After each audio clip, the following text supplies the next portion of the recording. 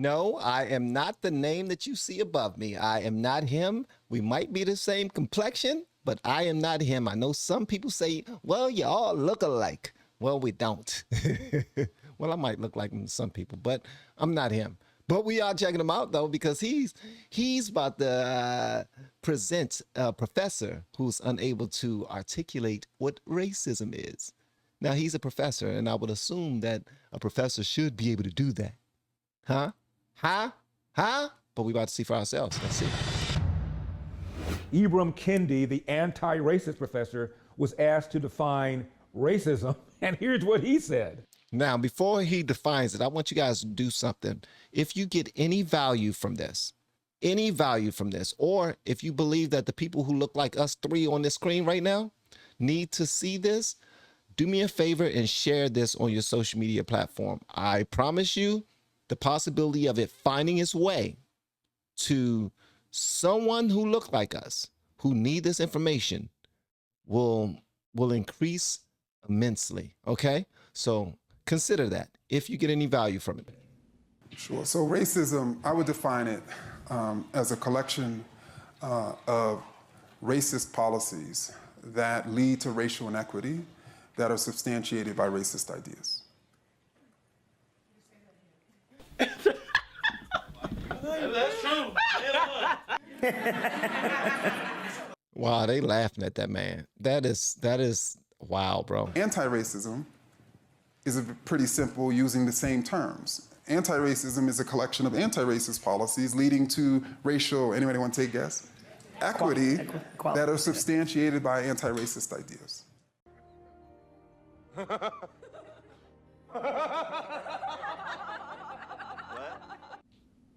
Come again?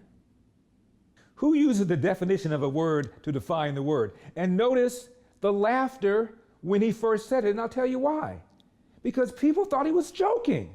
Watch this one more time, watch carefully, listen to the laughter, and then when he repeated it, nobody laughed because he realized this man is not joking, and they still have no blooming idea what racism means. Sure, so racism, I would define it as a collection of racist policies that lead to racial inequity that are substantiated by racist ideas. What is burgundy? Burgundy is when something is burgundy and it have a burgundesque coloration with it. And sometimes you taste it, it tastes burgundy. You know, sometimes things taste the color it is. Like green apples kind of taste green. Does that make sense? Hopefully it resonates with somebody. And that brings us to critical race theory. Here we go. Again, not defined, but I'll tell you what, a lot of parents are beginning to push back. When you talk about critical race theory, which is pretty much going to be teaching kids how to hate each other, how to dislike each other, that's pretty much what it's going to, I don't care what you say, it's pretty much what it's going to all come down to. You're going to deliberately teach kids, this white kid right here got it better than you because he white? You're going to purposely tell a white kid, oh, the black people are all down and suppressed. How do I have 2 medical degrees if I'm sitting here oppressed? How do I get... Oh, brother, you better preach. Brother, you better preach. Don't he have his own YouTube channel? This dude has his own YouTube channel, don't he? Yeah, he does. God dang it. I'm trying to think of his YouTube channel name, but I've seen his face many times. And okay, this brother has his own YouTube channel. Shout out to you, man. You are on daggone. Do your thing, bro. First of all, time up. We've only got 5 minutes now. 5 minutes. It is sad that we are even contemplating something like critical race theory, where children will be separated by their skin color and deemed permanently oppressors or oppressed in 2021. That is not teaching the truth, unless you believe that whites are better than blacks. I have personally heard teachers teaching CRT, and we have had an assembly shut down because Duval County Public School System consultant thought it would be a great idea to separate students by race. This is unacceptable. CRT is not an honest dialogue. It is a tactic that was used by Hitler and the Ku Klux Klan on slavery very many years ago to dumb down my ancestors. You cannot tell me what is or is not racist. Look at me. I had to come down here today to tell you to your face that we are coming together and we are strong. This will not be the last. Greet and meet respectfully. I mean, who would have thought Wow. just years after the election and re-election of the first black president, we'd be talking seriously about reparations and critical race theory, whatever the hell that is? Here's the thing. I'm about to go back to it. I promise. I won't be on this for a minute. And this is my old neighborhood. This is Livingston Road, Southeast DC. And this is a barbershop right here that when I was in the 5th grade, I got my first singing gig. Yay. It was at a Christmas party that they had. I went in there and I asked if I can do it. And my friends and I, we did it and we got paid to do it. And we did it for 2 years. But reason why I'm talking to you, why I left that screen is because I went my entire life trying to see if I could be successful by simply being myself. By simply being myself. That's it. By not doing anything the way anyone else does anything. Yes, I'm a college dropout. I did not get the best grades in high school. I didn't go about being an employee the way that people are employees. It's nothing. It's absolutely nothing that I did that I did not want to do in my entire life. In my entire life.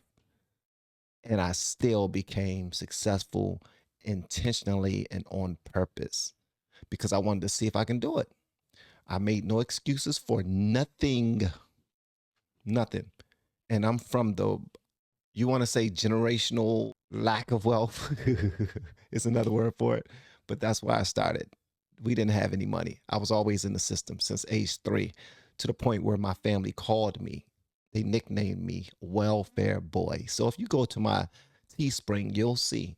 If you go to my store on YouTube, you'll see that I have some merch called Welfare Boy.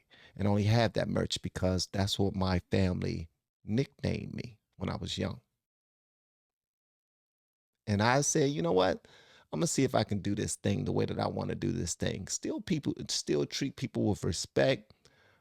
Try my best to operate with integrity, not take from anybody, and just see what I can make of this life that I have. And guess what? I did a damn good job. I did a damn good job.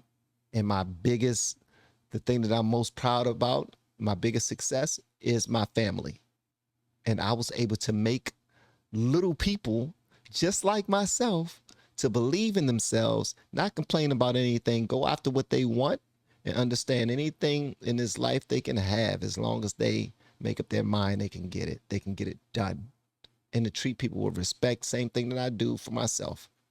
So when I think about anything that's set up for us to be able to make excuses and receive handouts, I'm not rocking with it. I'm not. Yeah, I might look a certain type of way to people who look like me, who feel like, dude, you should understand that the system is set up in this way so that we could fail, so that we fail. That's why we so behind. That's why we, man, stop speaking French. You're speaking for yourself. You're not speaking for me, bro. Anything I want, I go after it. When I don't have, that's on me. When I do have, that's on me. As long as I have my health, my strength, my loved ones, I'm straight, period. And since it works for me, just by simply being myself and chasing after what I want and what I need, that's what I preach to people. I can only preach to people what I myself have experienced. And I did this on purpose. Did I take some bad situations and have times where I didn't have anything as an adult? Absolutely. But that's what happens when you're out here by yourself, making sure that you take care of things for yourself. That's what happens. But after a while, if you stick to it, you're going to achieve something. And especially if you never have that daggone victim mentality, just keep it moving, keep pushing, and you'll see. And I'll tell you why. 4, 6, 8, 12. 4% is the percentage of the black vote the Republican Party got when Obama ran in 2008. After all, he's the first black president. But 6% is the percentage Republicans got when Obama ran for re-election. After all, he presided over the worst economic recovery since 1949. Under his presidency, black poverty got worse. Wow. 8% is the percentage of the black vote that Trump got in 2016 when he ran and said, "What do you have to lose?" And 12% is the percentage of the black vote Trump just got in November of 2020. That's a 50% increase over the amount he got in 2016. Wow. 4, 6, 8, 12. Those numbers are going in the wrong direction if you're a Democrat, and they are scared to death. So they're doubling down on calling black people victims and calling white people oppressors. It is a scam. Don't fall for it. Yeah, they're saying that's how pimps train their. Think about it. That's how a pimp train their. They say, I'm the only person that can look out for you. I got you. You don't need your own money. I got it. When you need something, I'll take care of it. Don't let anybody else take care of you. And don't tell you better not even consider taking care of yourself, because if you do, I'm gonna cut you. If you think I'm lying, go look it up yourself. That's how a pimp trains up.